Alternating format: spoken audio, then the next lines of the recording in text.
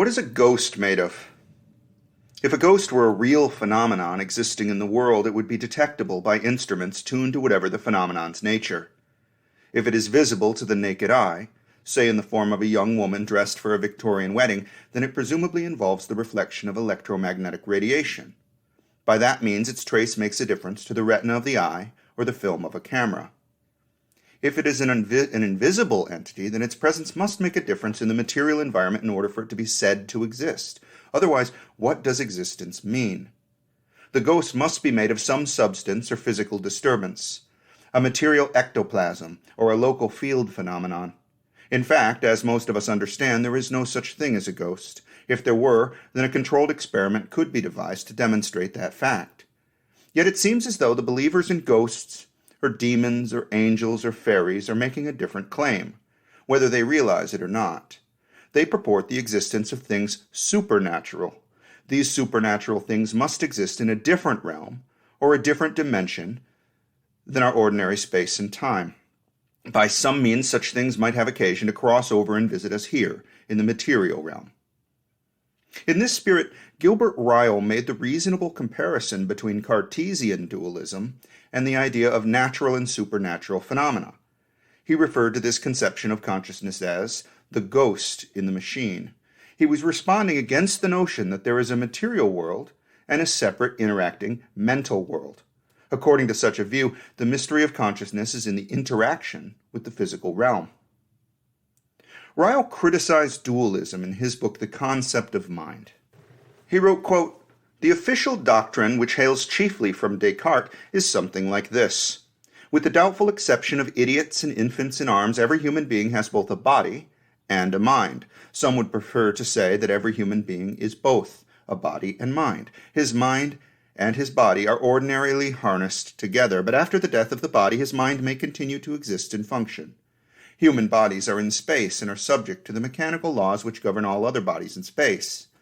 Bodily processes and states can be inspected by external observers, so a man's bodily life is as much a public affair as are the lives of animals and reptiles, and even as the careers of trees, crystals, and planets.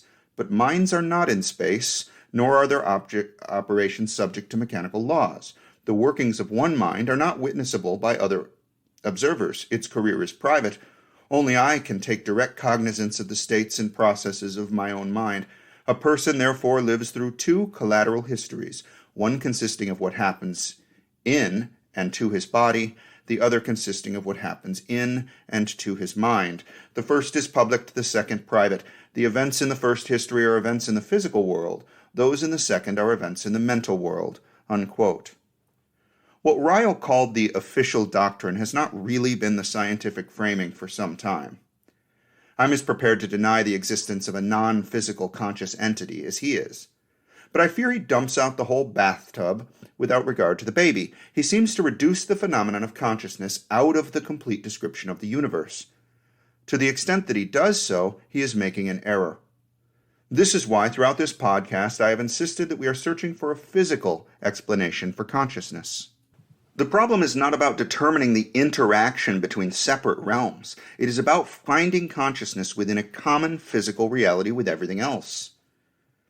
With regard to the existence of ghosts, the claim would be that there are some rare and paranormal entities which can be witnessed visually or otherwise by people in their instruments. This, to me, puts the lie to the idea of supernatural things. If they were supernatural, then they would not be physically detectable. If ghosts exist, then they are something natural. The same applies to Ryle's ghost in the machine, or soul, right? Sure, that works to discredit things which don't exist, including Descartes' conception of a mental realm. But consciousness does exist, so it must not be a supernatural phenomenon. It must fall within the domain of the physical universe. Are we holding our breath for a new physics, or is there something ghost-like in the brain that we can detect with the physics we already have? Well, maybe there is. There is a complex and dynamic electromagnetic field structure. As Colin Hales has pointed out, a general-purpose computer running a cognitive program does not share this structure, even if the steps carried out are a perfect model of the brain's firing structure. The computer is a machine without the would-be ghost. To be sure, the computer utilizes its own engineered structure of devices, which work electromagnetically, but it's a totally different structure from what the brain has. This ghost is nothing supernatural, but it is nevertheless something extraordinary. It is a complex thing which is invisible to the eye and has all the phenomenal characteristics of a soul. It is like something to be this ghost in the machine. Indeed, it is like being a ghost trapped in a human body, but it is quite real, as we can all attest, and therefore requires an explanation.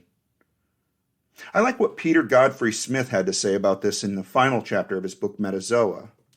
He said, quote, "One objection that is often made to strong AI is that in these computer programs you might be able to represent a pattern of interactions of the kind seen in a brain, but that it is not the same as having those interactions be present in the computer. They are merely encoded, written down, and that is not enough. This is an important objection, and AI advocates often dismiss it too glibly. But there are some kinds of activity related to what our brains do that might be given actual existence in a computer without too much difficulty.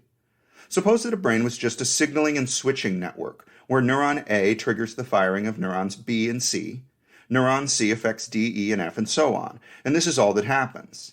Then it may be that as long as something in a computer plays the role of A, something else plays the role of B, and so on, you have all you need. The brain's pattern of activity can be present, not merely represented in the machine.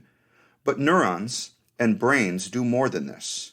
The objection that AI programs merely represent what brains do, and do not do what brains do, is much more acute for the large-scale dynamic features of brains. These too would have to be actually present in the computer. It would not be enough to work out some equations that describe what these rhythms and waves do in the brain and run those equations in the machine. The machine has to actually have these patterns present within it."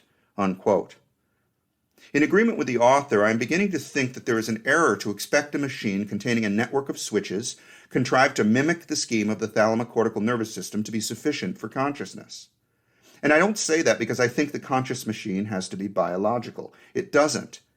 I'll repeat an important line from that passage. Quote, "It would not be enough to work out some equations that describe what these rhythms and waves do in the brain and run those equations in the machine.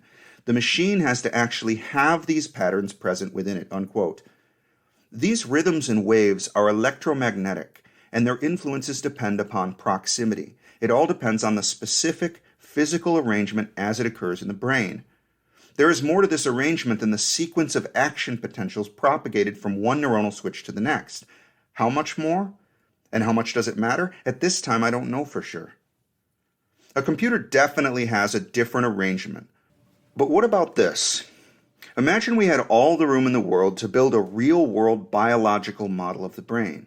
All the room in the world means we are not constrained by the size and shape of the skull or any contingencies of human development. What this means, in the end, is that we produce the brain's precise networks using precisely the same numbers and types of neurons connected to just the right others. But instead of packing the neurons, their dendrites and axons in the pathways they follow in the native brain, we spread the whole thing out like cobwebs. Never mind blood supply and extracellular ion concentrations and the rest. We'll just lay this cobweb of network system in a gelatinous medium however we want to, floating there in a cube of nutritious, oxygenated medium like a galaxy of 1 trillion stars laid out in space.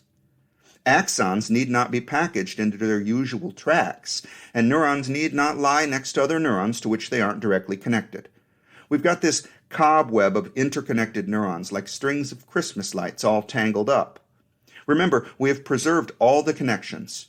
Hell, if we could do this, it would make studies of the connectome a lot easier. One of the difficulties is how closely everything is packed. You've probably had to work with electronic equipment at one time or another, where there are like 50 different cords and cables winding around to different plugs and connections. In fact, this is a perfect analogy for what I'm talking about. Let's imagine setting up a stage for a musical performance. Guitars are connected to amplifiers and foot pedals. There are keyboards, too, and mics for every performer and to pick up the drums, extension cords and lights and speakers and whatever else. A microphone can be moved from one part of the stage to another without disturbing any of its connections to other devices. The cord is simply dragged across the stage to a new location. Everything is spread out to make room for the performers and the technicians to do the show. In fact, you wouldn't want certain devices to be too close to one another for fear of interference. This is what I mean about a network preparation for the brain, which is spread out like cobwebs.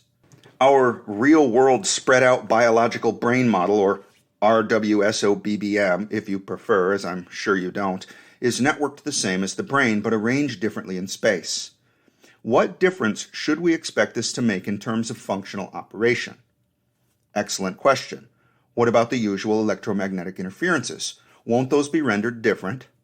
Many cellular processes which would normally be close together with higher degrees of shared electromagnetic influence now have substantially less influence in proportion to the increased distance between them. Let's try this. Let's take the whole cobweb of neural network and carefully twist it into a rope. Mind you, we aren't breaking any of the connections. Let's situate this rope in the gelatinous medium and study its operation. In this arrangement, we have brought neurons and their cellular processes into close proximity with others in a manner foreign to the normal brain. Have we not added electromagnetic interferences between neurons which were not present before? All I mean to show with this thought experiment is that the physical brain is more than the sum of its neurons and their connections. The brain's arrangement in space is critical. Let's consider the physics of the electromagnetic field. In Fundamentals, Frank Wilczek gives us a reasonable primer to work from. He writes, quote, Michael Faraday, a self-educated experimental genius of humble origins, could not follow the intricate mathematics of these complicated force laws. He thought for himself instead in imagery. He visualized that electrically and magnetically active bodies extend influence through space as a sort of aura or atmosphere, even where no other bodies are around to feel that influence. Today, we call these activations of space electric and magnetic fields. Faraday used more vivid language. He called them lines of force. As James Clerk Maxwell, the spectacularly gifted theorist who became Faraday's disciple and evangelist, put it, Faraday in his mind's eye saw lines of force traversing all space where the mathematicians saw centers of force attracting at a distance. Faraday saw a medium where they saw nothing but distance. Faraday sought the seed of the phenomenon in real action going on in the medium. Guided by his unorthodox ideas, Faraday soon discovered a remarkable effect that was difficult even to state without referring to his fields. This is his law of induction, according to which magnetic fields that change in time produce circulating electric fields. With that discovery, he revealed that fields have a life of their own, unquote. Incidentally, this is how power plants work. Some source of energy, gas or coal or a windmill, provides the energy to turn a turbine. Most of the time, this is achieved by boiling water so that steam will turn the turbine. In any case, this moves a magnet which induces an electric current to flow along a wire. Anyway, a bit further on, Wilczek continues, quote, Upon spelling out this new viewpoint mathematically, Maxwell discovered that in order to get consistent equations, he needed to supplement Faraday's law of induction with another one, in which the roles of electric and magnetic fields are reversed.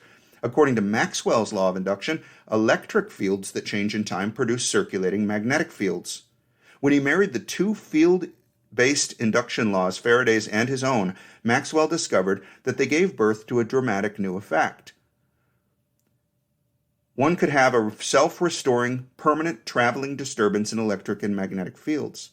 Changing electric fields induce changing magnetic fields, induce changing electric fields, induce changing magnetic fields. These disturbances, he calculated, should travel at the speed of light, which has been measured independently. Unquote. Visible light and radio waves and microwaves and all the rest are electromagnetic disturbances in a space-filling field. The flow of ions through neuronal membranes produces a different kind of disturbance in the electromagnetic field. This collectively establishes the wave patterns detectable by EEG. If a structure of EM is what a conscious mind consists in, might that in fact be the entity we're looking for? Might we have found a ghost in the machine after all? One which is not manifest in a computer model, and one which would be vanquished by our spread-out brain model. In the introduction I said this, if a ghost were real, then it must be made of some substance or physical disturbance, a material ectoplasm, or a local field phenomenon. In fact, as most of us understand, there is no such thing as a ghost. If there were, then a controlled experiment could be devised to demonstrate that fact. Well, we conduct such experiments in the brain all the time.